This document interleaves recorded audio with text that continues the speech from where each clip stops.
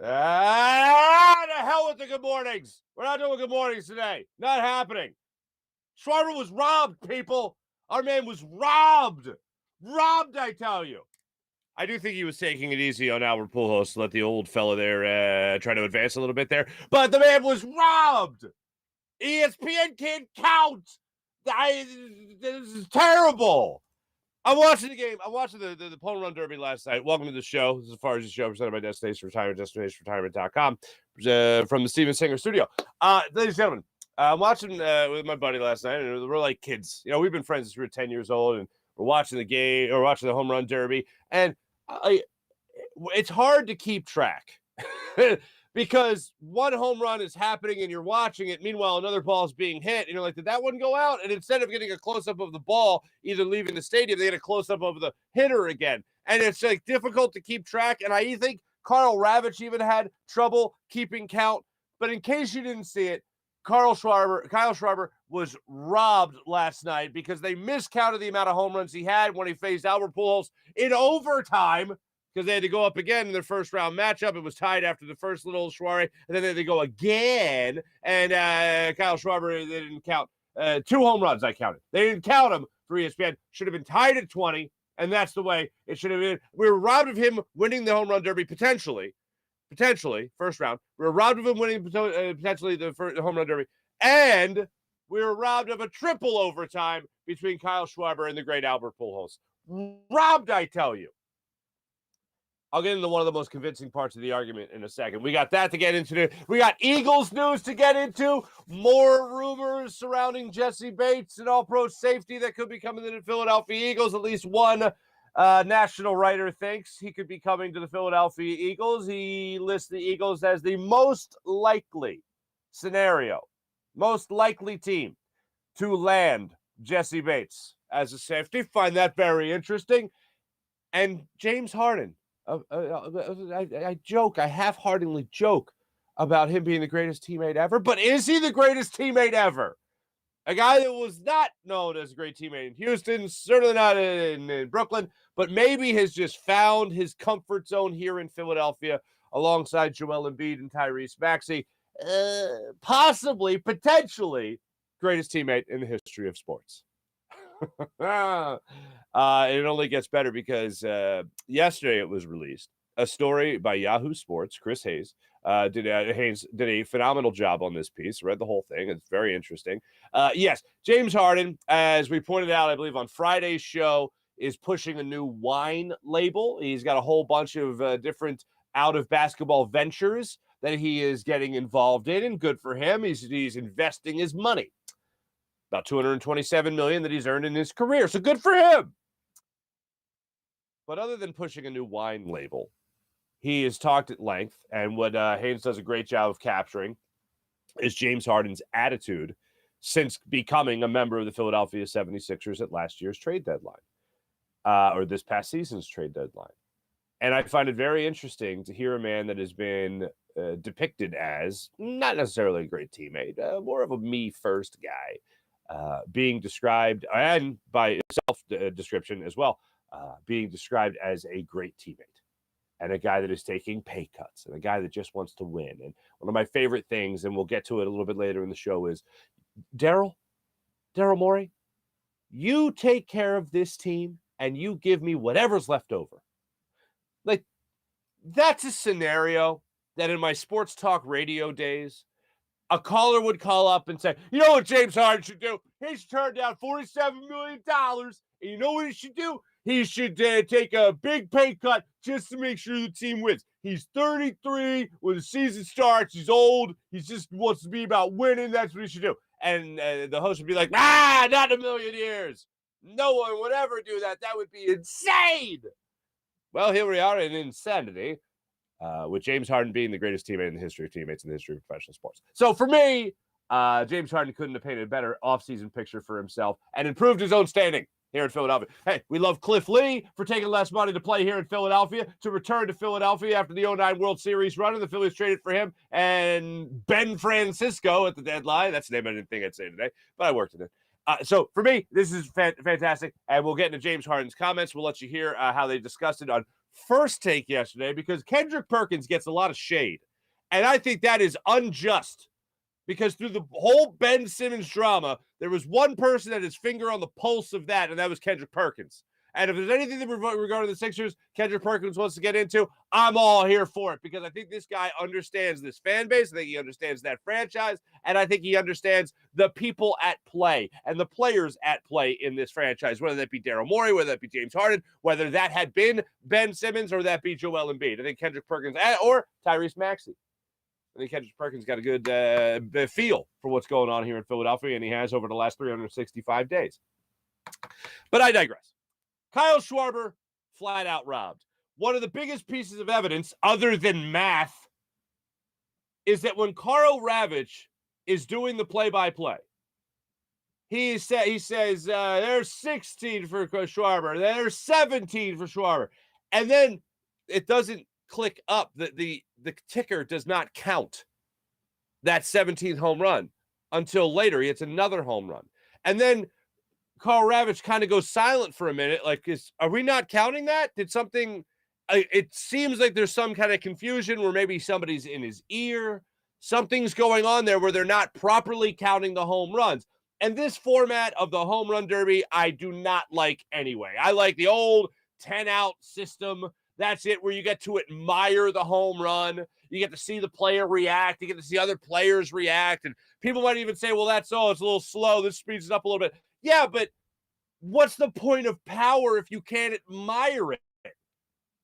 Like, the minute, if a guy hits a blast, you got to, oh, wow, okay, the next one right away. I like to be there in all of the mode. Ken Griffey Jr. hitting the warehouse at Camden Yards. Something like that. Just sit back and admire it. Seeing guys like Ken Griffey hit a home run at Fenway Park and admiring that at Fenway Park. Like, I love that idea. I don't care if it was steroids or not. Mark McGuire going under the upper top tier deck at Mile High Stadium at Coors Field in Denver. That is incredible. Like, that, to admire something like that is unreal. So back in 96, home run derby at the Vet, seeing that ball fly out of the stadium was, oh my God, look at these guys just hitting bombs, man. Bobby Abreu, Ryan Howard in the home run derby. Watching that was unbelievable. Admiring the power. I feel like in this format, you don't get to admire the power, so I don't like the format. Let's push that away. And now the format's leading to Phillies get robbed of potential home run crowns or triple overtime against one of the greatest baseball players I've ever seen in my entire life. Come on. I in no way, shape, or form think that he was not robbed. He was robbed, Kyle Schwarber. You can see the home runs. And as it's going on, because it's difficult to track, because some of the balls that are hit are being tracked the entire time. Other times it's just a close-up of the hitter. Or it's a shot of another all-star sitting there in the dugout or whatever. And it's like hard to keep track of it. And like I remember during the first round, you're watching Rodriguez, and me and my buddy look at each other like, holy God, 30 home runs in the first round. That's incredible. Like that's wild. And then as it went on, you're like, wait a minute, hold on. You're trying to count the home runs yourself. So then, of course, we're paying the closest attention to Kyle Schwarber and what he's doing. And I think they counted Albert Pujols' last home run, even though the time was off the clock. And they certainly didn't count Kyle Schwarber's last home run, even though the time was off the clock. That much I know. But as you're trying to follow this, you're going, this just seems, wait a minute. And like you almost want to go back on the DVR and count again. But I'm like, it's ESPN. I'm sure they got it right. And then you go to the internet afterwards, and it's like, nope, they totally miscounted the amount of home runs that were hit. And we should have, at the very least, gotten a little bit more overtime. Got a little bit more Schwarber versus Pujols action in the first round of the home run derby yesterday. Juan Soto, I thought this was funny, who ended up winning it. First off, I kind of want that home run derby champion chain that he got. That's better than any like WWE belt you could throw over your shoulder and go out there and just like gallivant around town with. You know what I'm saying? So that's kind of cool. But I saw this. You win $1 million. Now Juan Soto just turned down a reported $410 million deal from the Nationals. Thanks, but no thanks. He goes and wins the home run derby. He's making, I believe, $750,000 this year. Last night, he made more money than his entire salary for the season. Because you win $1 million if you win the home run derby, and he gets $750,000 for the year. And last night was a good night for that Juan Soto. So congratulations to him and wherever he ends up. But that's unbelievable. Saw Jeff Passan put that out. That was one little nugget I liked about the home run derby last night that didn't have to do with robbing a Philadelphia sports player. And then this one was great. My buddy hands me his phone. He goes, check this out. My buddy just texted me this. And here it is for the people watching the show. They put this out here. Age when Albert Pujols hit his first MLB home run. Jose Ramirez was 8 years old. Schwarber, 8 years old. Corey Seager, Pete Alonso, both 6 years old. Ronald Acuna, 3 years old. Juan Soto, 2 years old. Julio Rodriguez, 98 days old when Albert Pujols hit his first big league home run. Holy pots and pans. You know, my buddy Jody McDonald once told me, you're not old until the last old baseball, you're not old until you're older than every professional athlete in the four major sports. And he would joke that, what was his name? Julio Franco? Longtime Met, Julio Franco. Brave, I believe, as well, Julio Franco. He played baseball in the bigs till he was like 45. I know Raul Ibanez kept people young. I mentioned this to my buddy last time, my buddy Bennett. I've mentioned it before on the show. He mentioned Jamie Moyer keeping people young for a long time. Tom Brady certainly keeping people young for a long time. You're not old until you're older than every professional athlete of the four major sports. Albert Pujols, thank you. 42 years young, going out there getting it done last night, even though you had some help. Now, let me say this as well, because as Schwarber was taking hacks, especially in that first go-around of that first round, I'm watching him, and I'm thinking to myself, even though he's a 1 seed and Pujols was an 8 seed, imagine being the guy knocking Albert Pujols out of the home run derby. Like in the first round. A first-round exit isn't enough of a hat tip, victory tour, if you will. You need a little bit more than that. So whoever was going to go up, I think whoever was going to go up again, with the exception of Pete Alonso, good God, the guy's like working out in between at bats. They're like mental laser focus. I don't know if he was taking a nap. I don't know what the deal was, but he was going for a third straight home run derby championship. That might have been the only guy that would have absolutely slaughtered Albert Pujols in the first round. But I think everybody else would have tipped their cap, bowed out against Albert Pujols. And I certainly think there was a moment there where Kyle Schwarber was like, this is for Pujols. This isn't for me. Let me take an early exit. I think that, that's just the way it looked. I hate to throw that accusation at a guy, but I know I wasn't the only one because other people there on social media were doing the same type of thing. That Kyle Schwarber was kind of mailing it in against Albert Pujols to the hat tip to the future Hall of Famer, first ballot Hall of Famer. So there's a little theory there. And one last thing on the home run derby. Did they not have stage markings on the stage? Like marks on the stage for people to stand? Like stand on the dot. This is where you stand. That's where you stand. This is where you stand. Because Ronald Acuna Jr. almost got lit on fire yesterday by standing too close to the pyrotechnics. I tweeted it out. You can check it out on my Twitter if you want. But the pyrotechnics, I don't know if you guys have ever been to a Sixers game and stood near the pyrotechnics or a Philadelphia Wings game. I know they use pyrotechnics there. I don't know if you guys ever stood next to anything like that. Oh, it gets hot real quick. And that's not even, you don't even have to be standing right next to it either. You could be within 20 feet and really, oh wow, I really feel that. And Ronald Acuna Jr. was standing right next to it, and whoosh, the flames go up in the back of the stage, and he's like, right there. You're losing some eyebrows, at the very least, in that situation. Here's what I ask. One, I demand a recount of Kyle Schwarber's home runs. Prove to me, ESPN. And I went and I watched SportsCenter. Our man Max McGee was on the SportsCenter yesterday, and he had some highlights that his partner had most of them, but he was on there. He didn't say anything about it. My man Deuces Rogers of 6 ABC, the Action News, he was talking about some conspiracy theories out there as to whether or not Kyle Schwarber had it. I'm talking to PJ before the show, and PJ's telling me the people at the stadium were saying that ESPN was not on track with the same ticker or counter that was at Dodger Stadium yesterday. So what is going on here? Demand a recount. Let's watch the tape again. I wish I taped the home run derby. I didn't. I'm sure I can go back somehow and watch it. But I am saying to you, I'm telling you right now, I demand a recount of the first round of the home run derby between Kyle Schwarber and Albert Pujols. And if it is proven beyond the shadow of a doubt that Kyle Schwarber was robbed, I demand, people, that before the home run derby tonight, or excuse me, before the All-Star game tonight, I want Schwarber and Pujols to go out there pitch by pitch and have a third round of overtime. Now, if they win, will they go on to face Juan Soto? No, of course. But I just want to know who wins. That's it. And give $1 million to that guy. Not my money. What the hell do I care? But I did find it interesting that tonight's All-Star game, if it is tied after 9 innings, they will go to a home run derby to decide the winner. That is cool.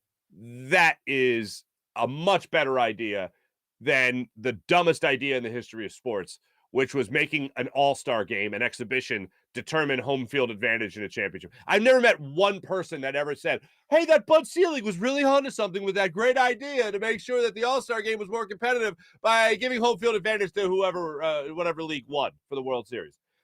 Dumbest idea in the history of sport. Don't know one person that was ever like, man, that was brilliant. Nobody.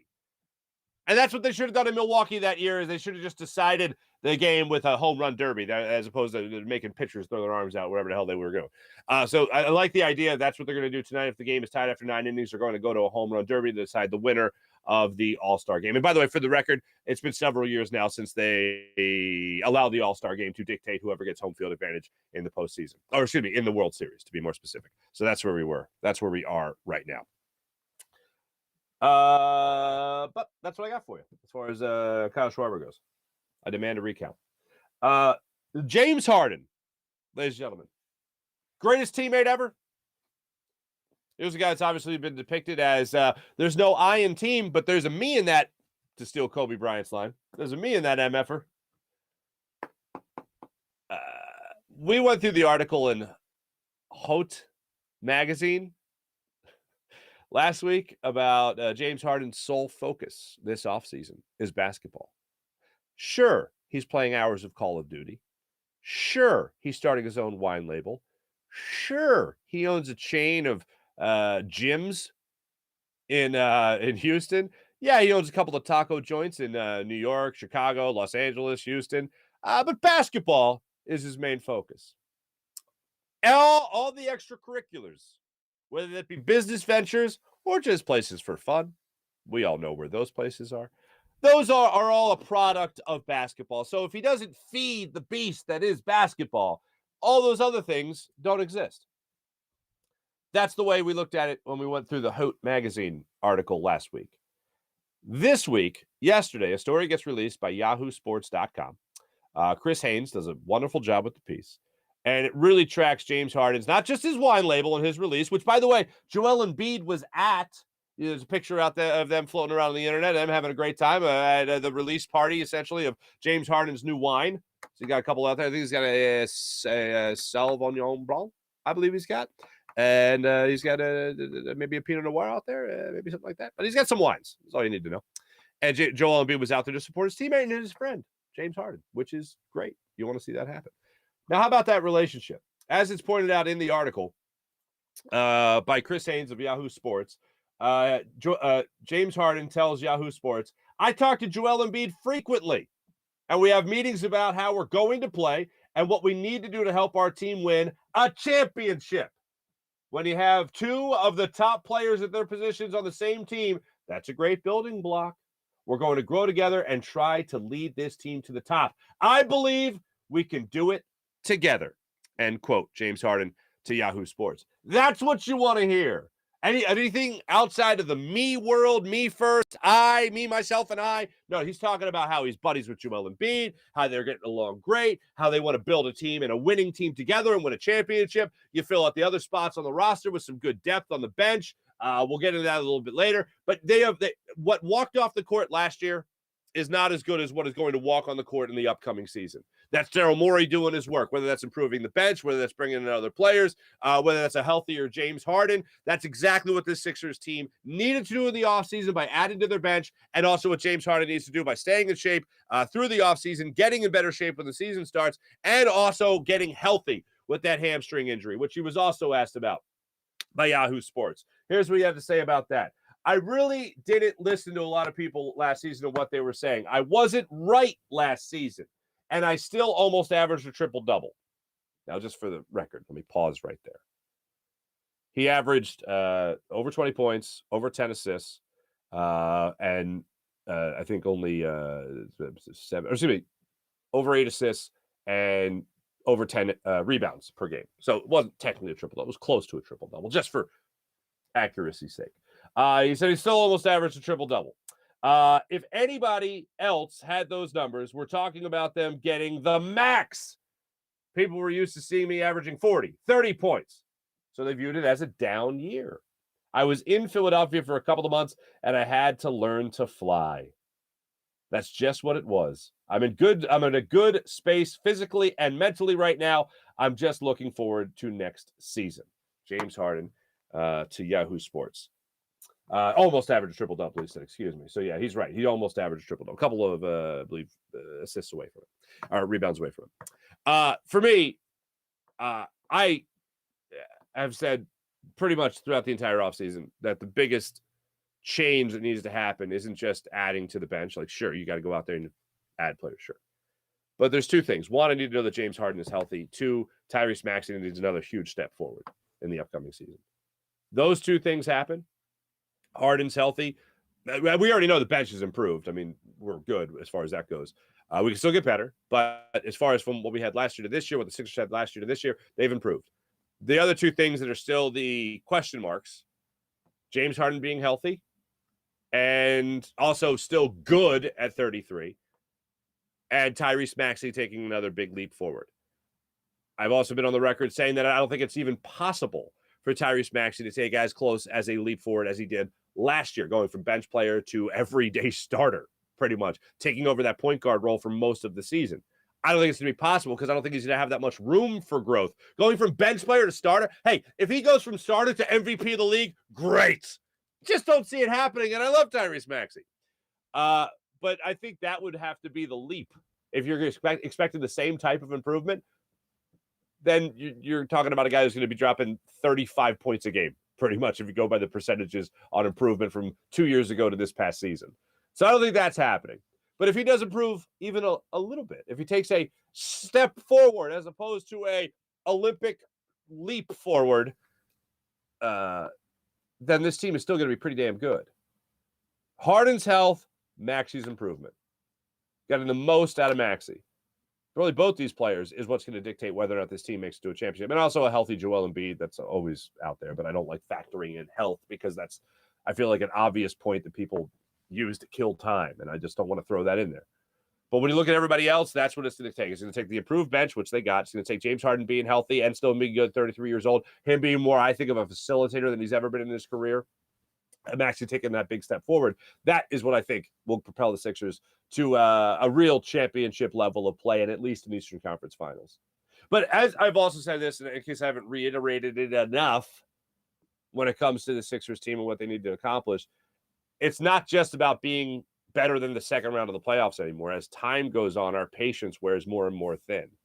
And we think about that investment of time that was the process and saying, okay, fine, we're going to have 3 years here being god-awful. All right, well, let's hope it comes out on the other end as a successful process. Not just for Joel Embiid, but for all the other pieces that you acquired. Let's make sure that this is worth it. For me, it's not just about making it to Eastern Conference Finals, like an NBA Finals, championship caliber play. That is what I need to see in the upcoming season. And James Harden, from what it seems like, through this entire offseason, through the 2 articles that we've gone down, the different interviews that we've gone through, that seems like a guy right there that wants to win right now. Now, as opposed to just reading you another cut or excerpt from the article, here's the way they broke it down on ESPN yesterday. First take, here's Molly Quirm leading it off with what James Harden told Daryl Morey about this team and the improvement they need to make and the money that they'll need to take from James Harden to do that. Stations with Daryl, and it was explained how we could get better and what the market value was for certain players. I told Daryl to improve the roster, sign who we needed to sign, and give me whatever is left over. This is how bad I want to win. I want to compete for a championship. That's all that matters to me at this stage. I'm willing to take less to put us in position to accomplish that. Tom Brady-esque right there. Key and Perk back here with us. Perk, I'll start with you. Do these comments prove to you that Harden is all in on winning a chip in Philly? Molly, it wasn't just the comments. It was him opting out, I believe, $47 million and taking less money. See, I'm not a person that don't want to hear words or hear a player talk about it. His actions are actually speaking. You know, when you opt out and you take less money, and I get it, he already signed a lot of money and made a lot of money and making a lot of shoe money from Adidas, and kudos to James Harden for getting his letters. But yes, his actions are saying, let's get this done. I want to win a championship. I want to go out here and I want to build. They acquired P.J. Tucker, who James Harden is very, very familiar with, good friends with. And by the way, a guy that could come in and be that 3-and-D guy, which you need in today's game to guard all these wings and slash forwards, power forwards out there in the game today, because that's the most important position. And then you go get Daniel House, and then you leave enough room to be able to negotiate or see what's going on with the young fella and Maxey. Okay, so when I look at James Harden, his actions are speaking along with his wordplay. And I've been hearing, I live in the H-Town. He's been living in the gym. He's been working his behind off. So yes, James Harden is proven that he's all in. He's proven that he's lost himself in the team, and I do think he will come back a better version than what he did last season. There you go. Speak to me, baby. First off, the idea of him going to Daryl Morey and saying, D-Morse, bro, you take care of the team and you give me whatever's left over. I think that's a great story. And I think the two sides know each other well enough to understand that there's going to be a gentleman's agreement here and trust within that gentleman's agreement that James Harden is going to get taken care of. I said at the time when the story broke from Shams Charania putting the story out there about how James Harden is taking a $15 million pay cut, taking $32 million as opposed to $47 million. James Harden bet on himself, and it's a good bet, by the way, because even if he doesn't make this $47 million, he's going to make some money elsewhere. But James Harden, I think, knows he's in, barring any type of real depressing situation in the upcoming season, barring anything unforeseen, James Harden's going to have a lot of success next year. And I think James Harden is not only going to show you that he can be 100% healthy and he can stay healthy for the vast majority of a season, because nowadays, even if guys are healthy, they're still only playing 70 games. So I won't say a full 82-game season, but I think James Harden's going to go out this year and prove that he can be healthy for the vast majority of the year, play 65 to 70 games, show that he could still facilitate an extremely high level, show that he could be that guy for really the next 4 or 5 years if he wants to be, and be like a Chris Paul type of player in the NBA, where it's more facilitate setup first than it is shoot first, and still be able to knock down a step back three from here and there. I think that will benefit him greatly. And if he does take this team to even a conference finals, and then the money doesn't work out again next year, he's got an opportunity to cash in elsewhere. So he's still going to get that money. And no, for the people thinking of conspiracy theories, I do not think for a second this is on the up and up. I think the Sixers are doing some shady stuff here behind the scenes. And I know the stories are out there about Michael Rubin and the Fanatics and all that stuff going on behind the scenes, and how the Sixers are going to be investigated, and they're going to be investigated for P.J. Tucker and that deal as well. Yeah, if I'm the NBA, you're damn. Wait a minute. Whoa. The general manager and the player are good buds, long history together. When the player, James Harden, wanted to get out of Houston, supposedly his first choice was the 76ers, and they couldn't do it, so he went to the Nets as his third choice, or as his second choice. And then a minority shareholder of the Sixers ownership group, Michael Rubin, just coincidentally steps away at the same time you want to give James Harden a huge pay cut, and maybe James Harden is getting some under the table as far as the NBA is concerned, under the NBA's table from a former owner of the team and still huge fan of the team and huge friend of James Harden, who James Harden was just partying at his Hamptons estate. Yeah, I think they're right to do an investigation. And yes, I don't think the Sixers are on the up and up. So what are you going to do? You going to slap him on the wrist? Bottom line is James Harden's still going to be here. He's still going to play with Joel Embiid. He's still going to play with Tyrese Maxey. And he's going to be healthy in the upcoming season. He's going to be looking svelte, in great shape as the season goes on. So, yeah, go ahead. Investigate. I'm sure you'll find something. Oh, well. Oh, drat, you caught us. I'm fine with it. 100% fine with it. James Harden, greatest teammate, history of humanity. That's all I'm saying. Well, who cares about the money? James Harden apparently doesn't care about the money. You have an opportunity to put $47 million in your back pocket. Generally speaking, you'll take it. Unless you're Juan Soto and you're like, $410 million? I don't need that. I'll get more elsewhere. Last thing on the home run derby. That was another thing that Jeff Passan put out there yesterday was how that was a $500 million swing from Juan Soto. It's not wrong. So that's where we're at right now with James Harden. Here's where I'm at. Eagles made so many offseason moves. Sixers have made a lot of offseason moves. Phillies, I'm still enjoying their season, of course. But, man, I am really, A, looking forward to football season, as we all are. It's the most obvious statement you can make. And then, B, I really, really can't wait to see the Sixers this year. Can't wait. Speaking of those Eagles that I just mentioned, how about this story? Jessie Bates, the all-pro safety from the Cincinnati Bengals, disgruntled safety of the Cincinnati Bengals, wants out. This is a story we talked about maybe a month or so ago.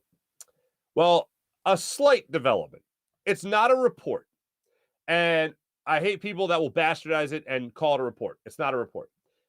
One national writer, Cody Benjamin of CBSSports.com, made a list of the 8 most likely landing spots for Jessie Bates.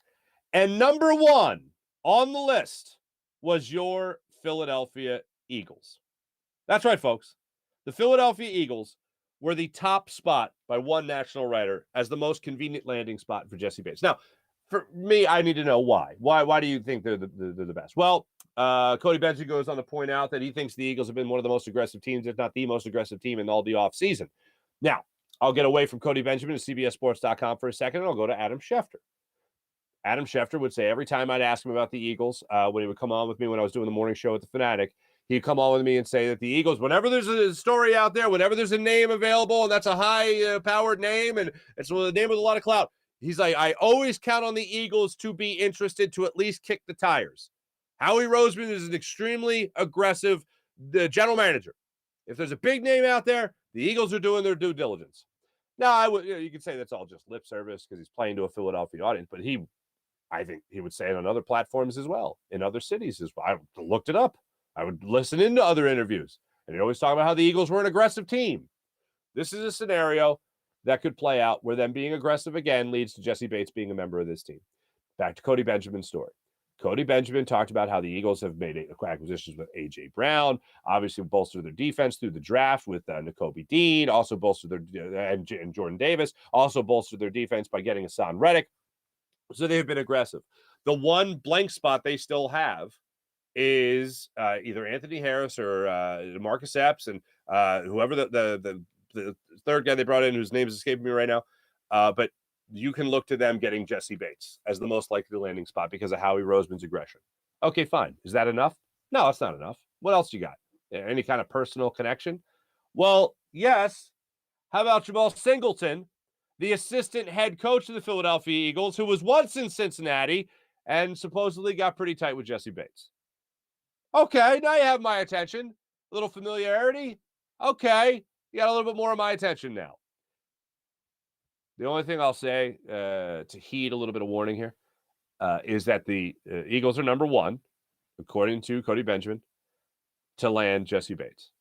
The second most likely team to land Jessie Bates. You guessed it, the Dallas Cowboys. I really don't want Jessie Bates in this division if he's not playing for the Philadelphia Eagles. And I really don't want Jessie Bates in this division if he's playing on a defense with Micah Parsons. I can really go without Trevon Diggs. I can really go without that. So that'd be great if he didn't join the Cowboys and instead the Eagles maintained their very aggressive offseason into training camp with Jessie Bates patrolling their secondary. Yes, please, and thank you, Howie. Please wow me. Let me tell you about the great people at Destination Retirement, destinationretirement.com. Mike Seibert is a retirement income certified professional at Destination Retirement and a proud partner of 1847 Financial and an advisor for Eagles, Sixers, and Phillies fans only, and maybe next year, but not likely Flyers fans as well. When it comes to long-term savings, why are you giving up the current enjoyment of your income? The answer is to have income streams in retirement.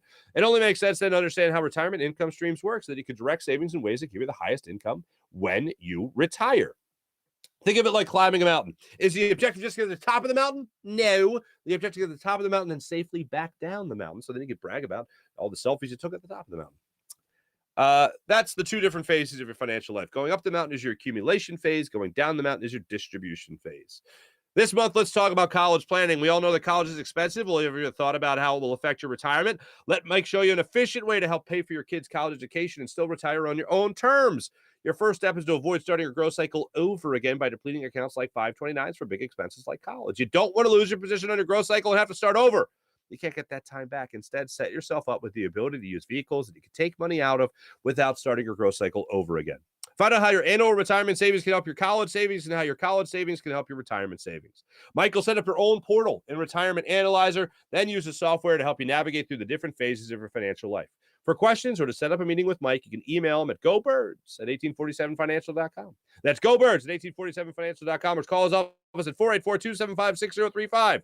You can also visit his website, destinationretirement.com. And as always, go Birds. Let me tell you about Steven Singer of Steven Singer Jewelers, the other corner of 8th and Walnut, right there in Philadelphia. Online at IHateStevenSinger.com as well. Steven is doing something that other jewelers consider ridiculous. And that's the perfect price. The perfect price guarantee. A lot of times when you go to buy something that you're expecting to be expensive, you think about, how do I negotiate? How do I haggle? You feel that pressure. Is somebody else there going to get a better deal than I am? Did I miss a sale? Do I need a coupon? Do we need a promo code? No. At Steven Singer, every day's the promo code. Every day's the sale. Hello, how are you? That's the promo code. You walk in to get taken care of because everything's put at the perfect price. So there's no haggle, no pressure. You don't have to worry about it. The person next to you isn't getting some better deal than you. They're getting the same deal you're getting because it's the perfect price guarantee. So you can relax and concentrate on what piece of beautiful, dazzling diamond jewelry you want to buy. The diamond engagement ring for that special someone in your life, whatever it may be. Diamond tennis bracelet, diamond necklace, diamond earrings. My wife, first gift I ever got her in our relationship, diamond earrings. So I set the bar kind of high, and they were from Steven Singer. She still cherishes them to this day. I really have to thank every guy my wife ever dated simply for this. I'll tell you why. They never bought her jewelry. Thanks for setting the bar low, fellas. Suckers. Anyway, and plus they didn't know Steven Singer like I know Steven. But Steven gives everybody the perfect price. Friend of mine or not.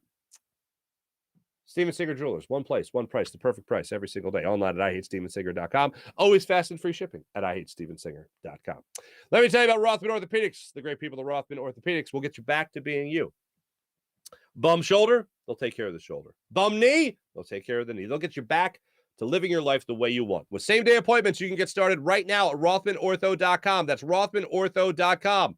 Rothman Orthopedics, the official orthopedic partner of your Phillies, Eagles, and Sixers. That's RothmanOrtho.com. Ladies and gentlemen, how about Manscaped? Fellas, if you're a little on the hairy side, you want to make sure that everything is in order, don't you? And that's where Manscaped comes in. Manscaped.com. Check out Manscaped.com. And for 20% off and free shipping, use promo code Farzy. Especially if you're checking out their brand new Platinum Package 4.0. Because, fellas, let's face it, you want to look your best everywhere, right? Platinum Package 4.0 from Manscaped Manscaped Platinum Package 4.0 is the one-stop shop you'll need, as it includes a Lawnmower 4.0 trimmer, Weed Whacker ear and nose trimmer, and all skin-safe technology that helps reduce the risk of nicks so you can manscape with confidence and comfort. Plus, let's not forget about the ultra premium body wash, 2-in-1 shampoo, conditioner, deodorant, crop preserver, anti-chafing ball deodorant, crop reviver ball spray toner. Need I go on? I will. Anti-chafing boxers and the shed travel bag to hold all the goods that will be taking care of your goods. Manscaped is the leader in below-the-waist grooming. Now you can trust them with the whole shebang. Join the 4 million men worldwide who trust Manscaped. Your balls will thank you. Go to manscaped.com for 20% off and free shipping with promo code Farzy. That's 20% off and free shipping with promo code Farzy. How about Freestone Farms CBD? Guys, it's a new partner to the show. Freestone Farms CBD, FreestoneFarmsCBD.com. The best CBD brand out there. They farm it themselves with all organic inputs, and they offer some education along with it. So when you go to FreestoneFarmsCBD.com and to check out their incredible strain menu, you'll be amazed. And you'll know what you're getting as well. Go to FreestoneFarmsCBD.com, and that strain menu features things like their Bayox, their tropical tasting Bayox that clocks it at a chart-topping 24.1%, and Super CBD, which is half Hindu, Kush, and 21%. The genetics of these guys don't get any better. They also grow all their premium hemp flower in the Garden State and organic inputs and IPM. There's absolutely nothing synthetic from farm to jar. And after harvest, they carefully preserve all the plant compounds with a perfect 3-month cure, like a nice sopressata. Just one look or smell is enough to let you know it's CBD done right. This product is great for anyone looking to take a more natural approach to anything that they put in their body. And how would you like 20% off? You like CBD? You want to use the CBD? 20% off CBD. How about that? At FreestoneFarmCBD.com. When you use promo code Farzy at FreestoneFarmCBD, FreestoneFarmCBD.com. Guys, sometimes you struggle with a little confidence, aren't you? Every once in a while, a little confidence problem? Enter Blue Chew. BlueChew.com. By now you've heard of Blue Chew. Use promo code Farzy at BlueChew.com. You can get your first month free. Just pay $5 shipping. First month supply of Blue Chew at BlueChew.com. Get it for free and just pay $5 shipping. Blue Chew, by now you've heard of Blue Chew. Blue Chew is a unique online service that delivers the same active ingredients as Viagra and Cialis, but in chewable form and at a fraction of the cost. Blue Chew's tablets help men combat all forms of ED. And again, Blue Chew is online. It's an online prescription service, so there's no embarrassing trips to the doctor or pharmacy, as Blue Chew ships right to your door in a discreet package.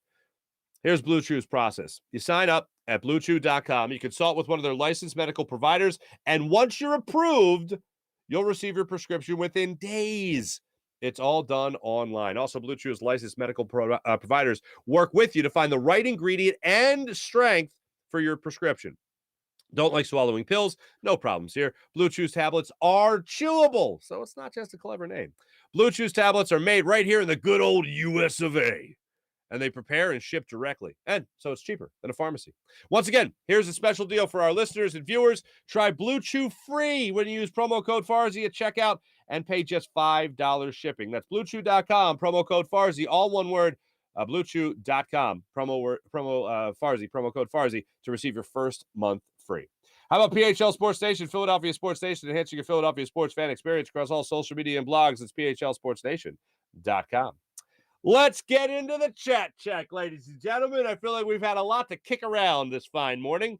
Let's see what we got going on. First off, we got a poll going right here. 77% of you believe Kyle Schwarber was robbed, and 77% of you would be correct. Good morning, Guapo. Good morning, Mickey Diaz. Good morning, Kevin. Good morning, Sean. Good morning, April. I almost read me. Yes, Schwarber was robbed. But Dan Schwartz. Good morning, Dan. Got OT work. Overtime work. Hopefully see you tomorrow. Womp, womp. See you, Dan. Thanks for coming in, though. Juan Guapo. Marc giving me, I demand an investigation energy. I do demand an investigation. Nobody was beating Rodriguez yesterday. My holy king. First off, welcome back to the chat. Nice to have you. You don't know that. Yes, was he on fire? Absolutely. But I'd like Kyle Schwarber to have a legit, a bona fide, credible opportunity to at least attempt to beat him. And he didn't get that because he was robbed, because ESPN. I forgot how many fingers I have. Oh, my God. I almost went into Family Guy there. Sorry. Nobody was beating Rodriguez. Holy King. Mickey Diaz. Harden is the GOAT. No, I'm not just talking about his game either. I like what you're doing there, Mickey. Holy King. Harden has a beard like a goat. That's hilarious. Mickey Diaz laughs at that, and that's fine. Daryl will give $15 million back to Harden. Don't be fooled. It's going to happen somewhere. I mean, Holy King. Again, there is nothing about this that's on the up and up. I nothing.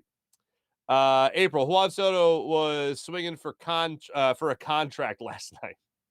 It certainly seemed like it. But that's the thing. The contract supposedly was right there in front of him. 400. Just, folks, I know we all talk about making the money of a professional athlete, right? What you would do with that money, the whole thing. Imagine in your life being in a position to say no to $410 million. Like we just talked about James Harden saying no to $47 million and still getting 32. Fine. But imagine $410 million fully guaranteed baseball, right? This is baseball we're talking about. Thanks, but no thanks. Wow. Talk about betting on yourself. That's not just betting on yourself. That's betting on yourself with the pressure of, I don't know, the next 20 generations of your family after you. Great grandpa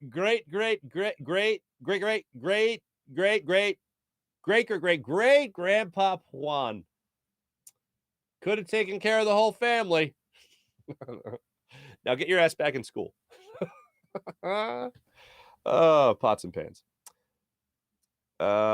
Sean, what's going on? Good morning. PJ was all up on Juan Julio Rodriguez yesterday. He was unbelievable. Again, let me show you these numbers just one more time. The ages. Julio Rodriguez, 98 days old when Albert Pujols hit his first major league home run. Absolutely insane. Rodriguez determined to win. Certainly looked like it yesterday. Pujols, we love you, man. Hey, I maintain objectivity about Albert Pujols, despite the fact he turned me down for an autograph 22 years ago. Whatever. I don't hold that against him. I was at Veterans Stadium. I was sitting in front of his brother, and he still wouldn't give me an autograph. I went down. His brother said, come down with me, and we'll meet my brother. And I was like, I'll meet Albert Pujols. And I met Albert Pujols. And I was like 18, however how old I was. And he wanted to sign my ticket. I can't sign that. Yeah, because you were 0 for 4 that day, Albert Pujols. Anyway, he was 0 for 4. He might have been 0 for 5, actually. He's playing left field, too. That's great. PJ, I want my wet the tooth in. Whoever was tossing the ball to Schwarber was doing a terrible job. Yeah, he didn't look too crisp. Wow. Was there a Flavor Flav reference? Oh, my God, April. Great job. See, folks, I'm more of the Flavor of Love era. The what was the name of that house with all the old celebrities? Like it was Dave Coulier, Brigitte Nielsen, Adriana Curry, and Peter Brady, whatever that guy's real name is, and Flavor Flav. And that's where I knew Flavor Flav was like a hip hop star. I couldn't tell you anything about him until that show. I knew it was like a hype man more than anything. So I just remember that show coming out and everything was Flavor Flav after that. Amazing. Absolutely amazing. So yeah, that was and I knew of the big clocks on the gold chain necklaces and all that stuff. Yeah. Man, late 80s, early 90s. What a time. What a time. Flavor. One Guapo. ESPN. Stop the steal. I'm with you. PJ, see what you did there? Manscaped to Freestone to Blue Chew with the sponsors in the corner. Mally, we're all having ourselves a good time here. Mickey Diaz, that 20% must be trolling. I assume that's the 20% in the poll, not the 20% off you get off at Manscaped, free Blue Chew, or the 20% off you get from FreestoneFarmCBD.com.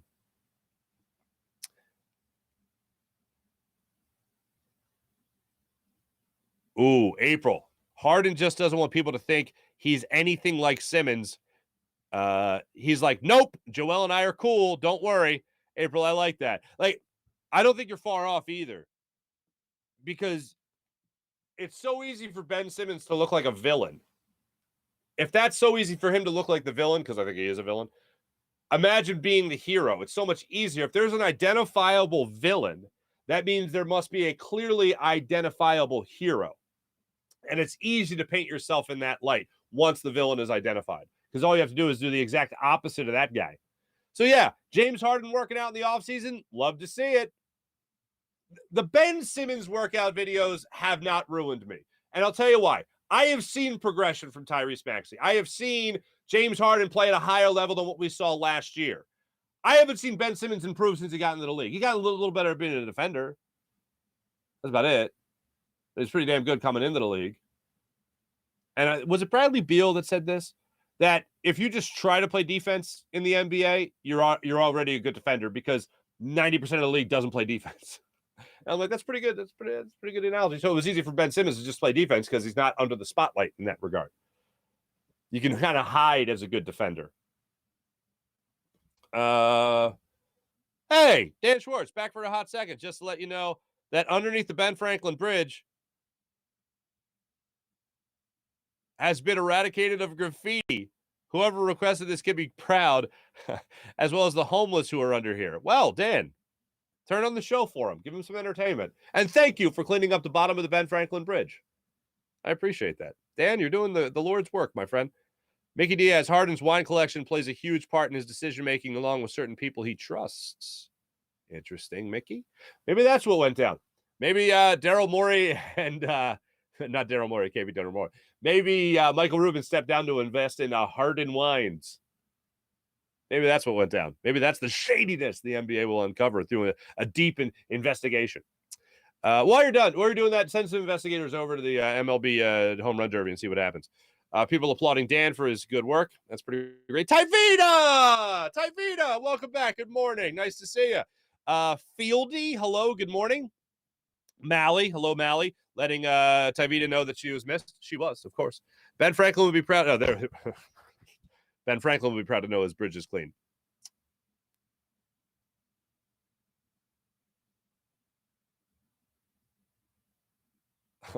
Okay. Daquan Adams, Harden played 82 games, 3 seasons.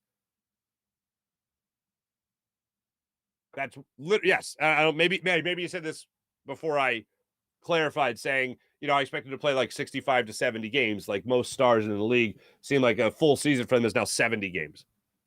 I know you're going to be mad at me, but Schwarber wasn't robbed unless it was by one guy that eliminated him. I'm bad with names unless they're a Philly. Albert Pujols, Tyvita. Been one of the best players in baseball ever. His first 10 years are like some of the best 10 years, decade stretch in the history of the game. But that's funny. But Tyvita says he wasn't robbed. April says he was definitely robbed in the first round. Don't know if he would have won the whole thing. Now that I agree on... I don't understand. I'm sorry, Tomato. I'm missing that. Ran out of fingers. Couldn't count any higher. Mally, you bad. Dan Schwartz, if the Eagles get Bates, I'm going to feel like I just ate true Blue Chew. I think autocorrect. Blue Chew. And get James Harden. Listening while doing paperwork. Don't judge.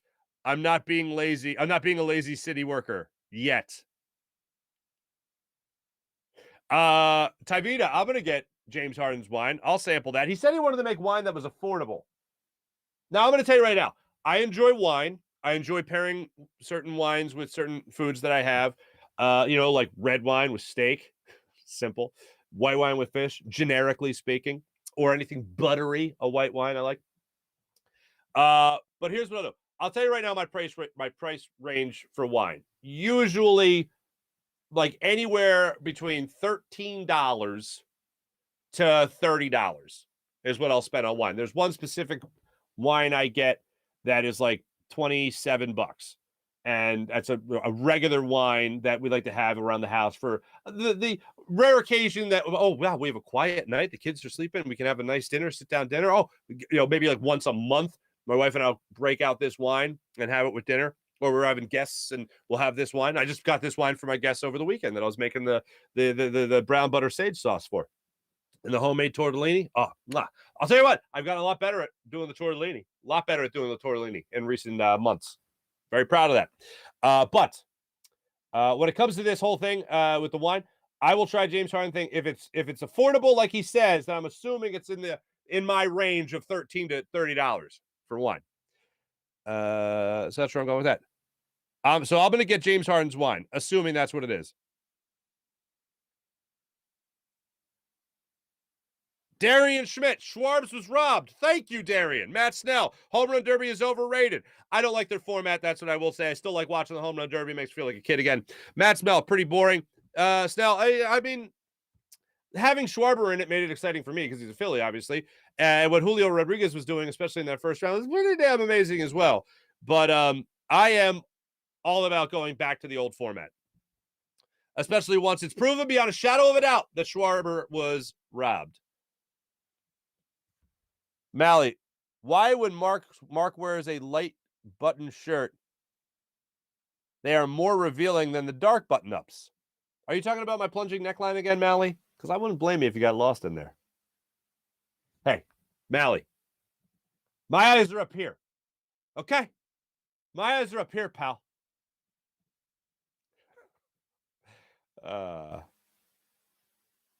Sean, where are they available? Cheerleaders? What? What are we talking about here? Sean, what are we looking for? Frozen Hardened Wine Pops. Jesus, Mary and Joseph. Frozen Hardened Wine Pops for anyone. I'm sorry, Sean. I butchered your line. Frozen Hardened Wine Pops for everyone. Yeah, I think that's what you meant to say. You see, Wawa's got a new thing out there. The hard tea by Wawa. I'll have one.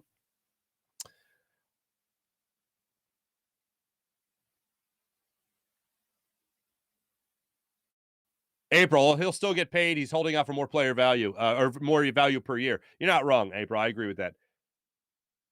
Wait, damn, Mark, way to hold a grudge. Hey, Albert Pujols turned me down for an autograph when I might have been 17 at the time. So for me, I was still a kid. He didn't break my heart either. I was like, damn, well, that sucks.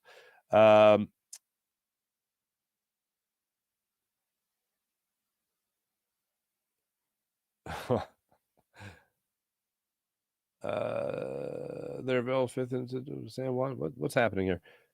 Fake palm trees. We got fake palm trees going on. Sean Gillespie, how can anybody turn down $400 million? Bad deal or not? $200 million at 60 years old. Oh my God. Yeah, man. Not too bad. Tyvita, I think I might be too young for Flavor Flav's music. Or I just wasn't interested. Mally, my bad, Mark. As long as you're talking to me in my eyes, my friend. Not down here, up here. Not here. Thank you very much. This is a family show. Yeah, T-Bro. Wawa's got some kind of hard tea. I saw that out. They had it on the news. I saw Rick Williams talking about it, man. I want to try those Wawa teas. Hey, man. I'm right there with you. I'm right there with Sean Gillespie. Calling what Flav did music is generous. Like, he was the hype man, right? He was the guy to be like, Flavor Flav! And then he introduced everybody else. And he'd just be like dancing up there on stage. T-Bro, CIL. CILT. Okay, yeah, I think that's actually what it's called. It might actually be what it's called. I don't know. We'll look it up later in life. That's everybody in the chat. Much appreciated. Thanks, everybody. You guys are great. As per usual, let's get into our morning rush brought to you by Sky Motorcars, SkyMotorcars.com. Major League Baseball's All-Star Game tonight from Los Angeles. See if Juan Soto can carry his luck from the Home Run Derby into the All-Star Game. See how that goes. All-Star festivities at Dodger Stadium get underway, I believe, at 8 o'clock tonight. If it's going to give me the times, it's not giving me what the hell's happening here? Yeah, 8 o'clock. 8 o'clock on Fox, American League, National League. Clayton Kershaw is getting the start for the National League. Shane McClanahan is getting the start for the American League. Kyle Schwarber not starting in the outfield or a designated hitter for the National League. He will be a reserve, as most of you know by now. Eagles, we will continue to monitor the situation, see what happens with Jessie Bates in the not-too-distant future to see if he does, in fact, become a member of the Philadelphia Eagles. And we will keep you guys abreast of that entire situation. Thanks for watching. Thanks for listening. You guys are phenomenal. Jim Hyden produced the program, did a wonderful job as per usual. This is a Buzz Sports and Entertainment production. My name is Marc Farzy from the Farzy Show, presented by Destination Retirement, destinationretirement.com from the Steven Singer Studio. Have a great rest of your day, everybody. Let's go National League. Have a great day. Take it easy, guys.